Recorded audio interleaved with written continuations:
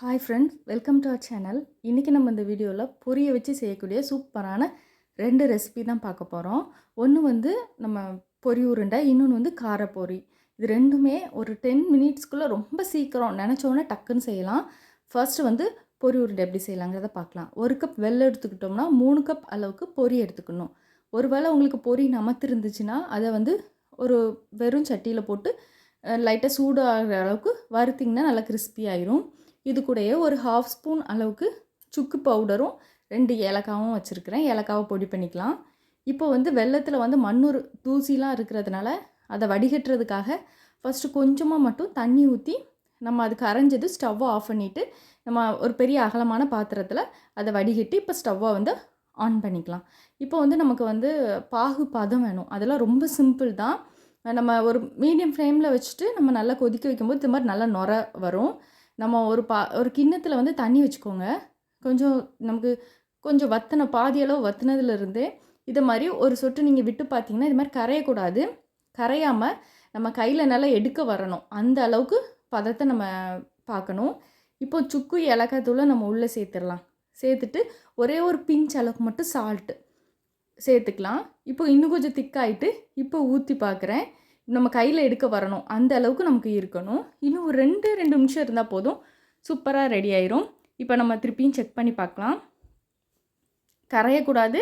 இந்த மாதிரி நம்ம கையில் உருட்டி எடுக்கிற மாதிரியான பதத்துக்கு வந்துடணும். இப்போது இது பாருங்கள், சூப்பரான பதம். இந்த பதம் வந்ததும் ஸ்டவ்வை வந்து ஆஃப் பண்ணிவிட்டு பாத்திரத்தை வந்து கீழே இறக்கி வச்சுக்கோங்க. இப்போ நம்ம பொரியலில் சேர்த்து நல்லா மிக்ஸ் பண்ணிக்கலாம்.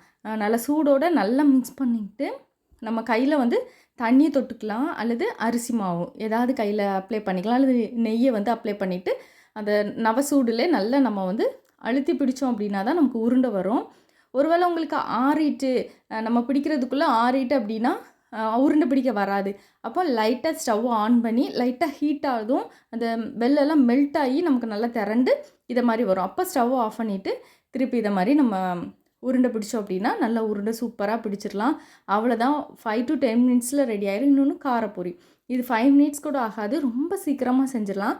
ஃபஸ்ட்டு பாத்திரம் நல்லா ஹீட் ஆனதும் ஆயில் ஊற்றிட்டு ஒரு 1/2 ஸ்பூன் அளவுக்கு கடுகு சேர்த்துக்கலாம். இப்போ இது கூடயே நம்ம பொரிகடலை கொஞ்சமாக மட்டும் சேர்த்துக்கலாம். ஒரு 2 ஸ்பூன் அளவுக்கு மட்டும் சேர்த்துருக்குறேன். நம்ம கொஞ்சம் இந்த ஆயிலே வறுபடும் போது கொஞ்சம் கிறிஸ்பி ஆகும், அதுக்காக ஆயிலே சேர்த்துக்கிறோம். அதுக்கப்புறம் ஒரு 3 ஸ்பூன் அளவுக்கு வேர்க்கடலை, இது வந்து வறுத்த வேர்க்கடலை தான், தொலியெல்லாம் எடுத்து சேர்த்துருக்குறேன். இது ஒரு 2 நிமிஷம் இந்த ஆயிலே நமக்கு வந்து ஃப்ரை ஆகட்டும். இதுக்குள்ளே கருவேப்பில் சேர்த்துக்கிட்டோன்னா நல்லா சூப்பரான வாசனை நமக்கு கிடைக்கும். அப்புறம் இது கூட ஒரு 2-3 பூண்டை வந்து நல்லா நச்சு இதனுடைய சேர்த்து இந்த ஆயிலே நல்லா நம்ம வதக்கணும் அப்படின்னா நல்ல ஒரு ஃப்ளேவர் நமக்கு கிடைக்கும். இதெல்லாத்தையும் நம்ம வதக்கிக்கிடலாம். நல்லா லோ ஃப்ளேமில் வச்சுட்டு இனி வந்து இது கூட நம்ம மசாலா பொடியெலாம் சேர்த்துடலாம். மசாலா பொடி வேறு எதுவுமே இல்லை, மஞ்சத்தூளும் காரத்துக்கு வந்து மிளகாய் தூள் மட்டும், இந்த 2 இதை மட்டும் சேர்த்துக்கலாம். இந்த ஆயிலே சேர்த்துட்டோம்னா அதனோட ராஸ்மெல் வந்து கொஞ்சம் நமக்கு போயிடும். அடிபிடிச்சிடாமல் நம்ம பார்த்துக்கணும். ஒருவேளை கருகிற மாதிரி இருந்துச்சு அப்படின்னா நீங்கள் ஸ்டவ்வை வந்து ஆஃப் பண்ணிடுங்க.